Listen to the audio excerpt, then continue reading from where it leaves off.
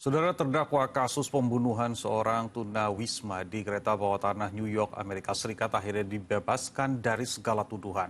Perkembangan ini kembali memicu ketegangan rasial di mana masyarakat di Amerika Serikat terbelah di antara mereka yang mendukung vonis tersebut dan pihak yang menilai keadilan tidak ditegakkan. Seorang pahlawan atau seorang pembunuh, itulah dua optik berbeda yang diamati oleh banyak orang yang mengamati kasus yang melibatkan seorang mantan anggota marinir bernama Daniel Penny dan seorang tunawisma bernama Jordan Neely. Penny memiting Neely di kereta bawah tanah kota New York pada Mei 2023. Setelah Neely disebut membuat ancaman kepada para penumpang saat ia sedang mengemis makanan. Nahas, nyawa Neely tak tertolong setelah dipiting. Pada akhir tahun 2024, Dewan Juri membebaskan Penny dari segala dakwaan atas kematian Neely. Awal Desember lalu, Dewan Juri di Manhattan, New York menyatakan Daniel Penny tidak bersalah atas dakwaan pembunuhan karena kelalaian dalam kematian Jordan Neely. Dakwaan pembunuhan yang lebih berat terhadap Penny, yaitu pembunuhan tak disengaja, telah dibatalkan sebelumnya karena juri tak kunjung menyepakati dakwaan tersebut. Putusan itu disambut baik sebagian pihak. Well, he's not guilty on a few different reasons because his actions were justified. He was trying to help people on that train and he did. Namun dikecam sebagian lain. Jordan Neely was choked to death by someone who didn't care people was telling him to stop. The district attorney did a good job, but the jury in this case let us down. Kasus itu bermula dari insiden di dalam kereta bawah tanah kota New York pada 1 Mei 2023. Kala itu, menurut sejumlah saksi mata, Jordan Neely, seorang tunawisma kulit hitam, berteriak-teriak lapar dan haus di hadapan penumpang dan mengaku tidak peduli jika ia harus mati atau dipenjara. Beberapa orang menghubungi polisi untuk melaporkan perilaku Neely yang mencoba menyerang penumpang. Salah seorang penumpang langsung melindungi anaknya yang berusia 5 tahun ketika Neely mencoba menerjang. Saat itulah Daniel Penny, mahasiswa arsitektur sekaligus mantan anggota marinir berkulit putih, mendekati Neely dari belakang, mencengkram leher dan menjatuhkannya ke lantai, lalu memitingnya. Kepada polisi, Penny mengaku berupaya membuat Neely tak berdaya. Video amatir peristiwa itu viral di media sosial. Pada salah satu video, dalam pitingan Penny, Neely tampak menepuk kaki salah seorang penumpang dan memberi isyarat.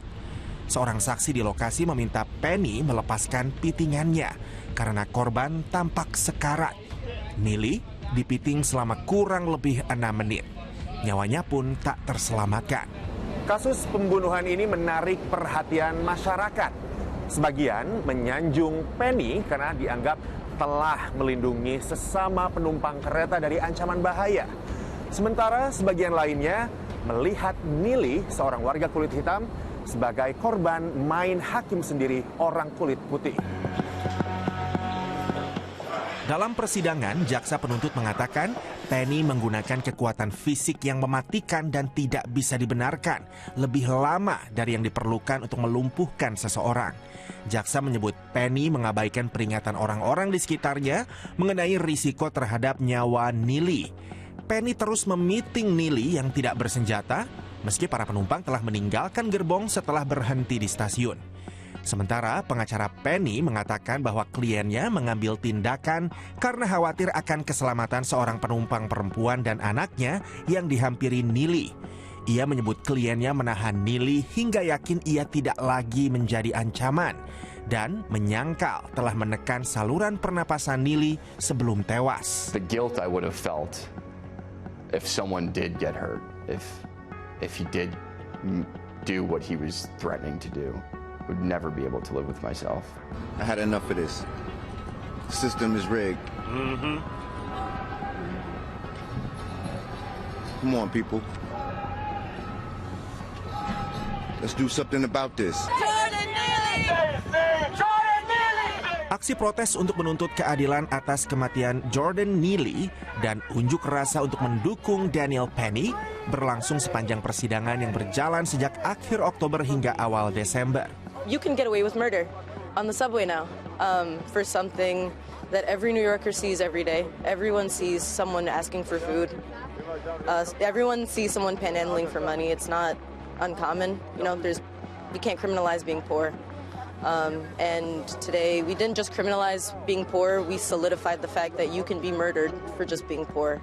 I believe that Daniel Penny intervened in good faith in a dangerous situation and acted to protect his fellow subway passengers. And I believe that it would set a dangerous precedent if the jury had sent a message that that were a crime. And so I believe that in finding him not guilty, the jury made the right decision.